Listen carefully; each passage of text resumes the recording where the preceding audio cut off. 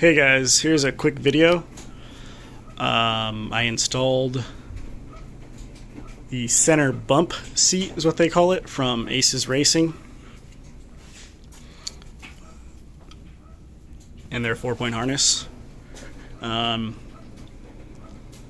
a big YouTube guy, and I could not find any videos on how this is actually mounted in there and how it works and so on. Anyways, visually, I want to show you guys what all goes into this. Fairly easy install compared to installing their split bench seat, which I tried before, but it didn't end up working out for me because you don't get the slide function anymore with the split bench.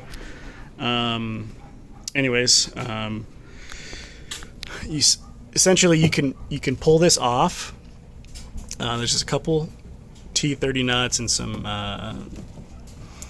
some fender washer type things, or just plugs. Anyways, unbolt the factory seat belt. You put their new seat belt into that same spot. They provide you with a new piece of hardware, which is essentially a bolt with a loop on the end of it, because Polaris, when they designed this, they didn't put any room on the other side to get an actual ratchet with a socket on there. It's almost impossible. Anyways, so you have the loop and you just stick the screwdriver. I'll show you the instructions here. The screwdriver through. That's it right there, and that holds it in place. Anyways, that made it so much easier, because I had already put the seat belts in just the other way with the regular bolts, and man, it was hard. Anyways, so that bolt holds the bracket, both seat belts, and the bracket actually holds the seat up. Literally just, it's sitting on there. On the two-seaters, they give you this extra spacer, because on the two-seaters you got to have access to this port. If you don't put this, it'll be blocking that. You couldn't really access your oil filter. Anyways, so it literally just sits on there. That's the only thing holding this up. It seems fairly solid. I mean, it's not moving around a lot. With both chairs in here, all the way back, it's nearly as solid as a rock.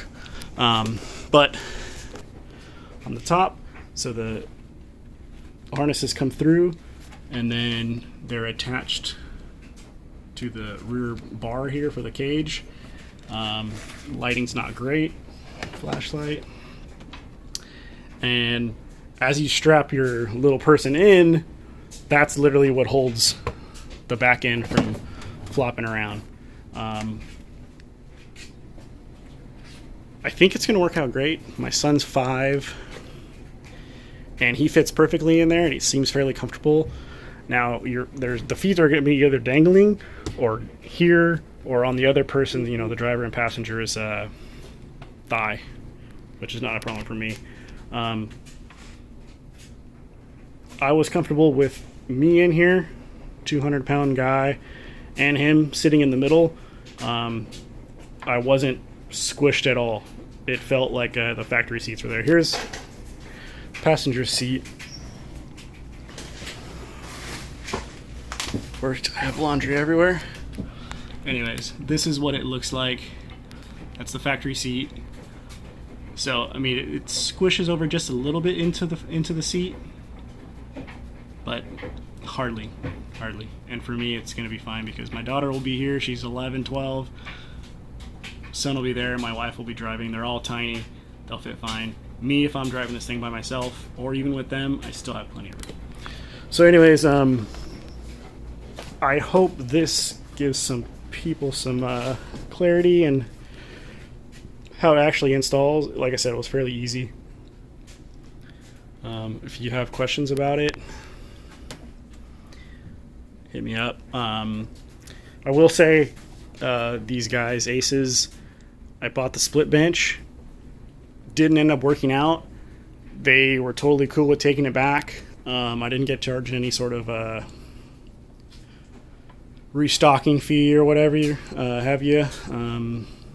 they were totally cool about it. And then I just swapped it out for this. This was like, I think 200 or about 250 with harnesses, and the split bench was like 700, something like that. Anyways, they were cool about it, and it seems fairly well built. I'll try to do an update after we actually take this thing out and use it, but hope this gives people some ideas on how this thing actually goes in there. Thanks for watching, guys. Bye.